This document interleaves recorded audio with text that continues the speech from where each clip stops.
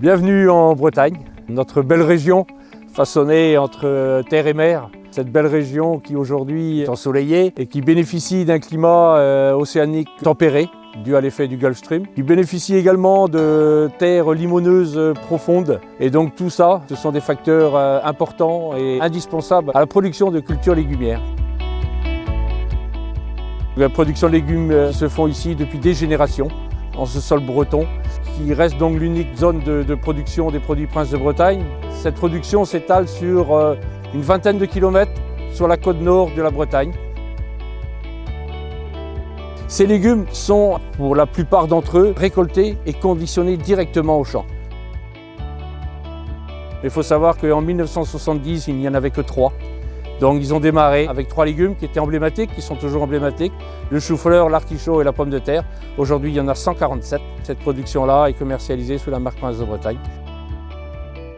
Ce qu'il faut retenir, c'est que dans notre organisation, elle a été créée par les producteurs, elle est créée pour les producteurs et elle est gérée par les producteurs. C'est-à-dire que ce sont les producteurs qui sont responsables et qui sont dans les instances dirigeantes de toute notre organisation et donc de la marque collective qui est Princes de Bretagne.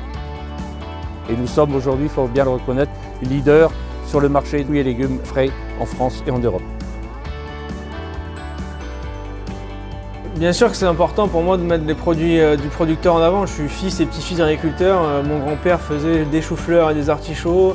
Mon père a fait des pommes de terre. Voilà. C'est important pour moi de mettre en avant ces producteurs-là et surtout ceux qui sont à côté de chez moi, quoi. Du coup, pour la recette autour de l'artichaut Camus, donc on va travailler un carpaccio d'artichaut.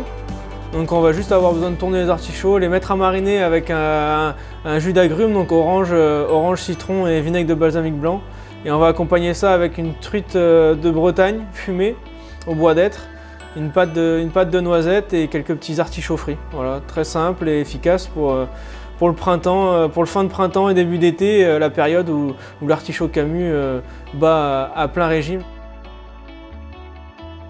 Je vais vous faire une recette donc, de chou-fleur rôti. Donc on va venir faire une belle tranche de chou-fleur qu'on va rôtir. Et avec les parures, parce qu'on ne jette jamais rien en cuisine, mais avec tous les à côté du chou-fleur, on va faire une purée au curcuma. Et on va faire des petites sommités de chou-fleur, donc un peu vinaigré, un peu des pickles qu'on appelle ça, avec du vinaigre de cidre et du paumé. Et cette base, on va venir la réduire pour se servir de sauce, comme si on avait fait, comme si on mangeait une viande, quoi.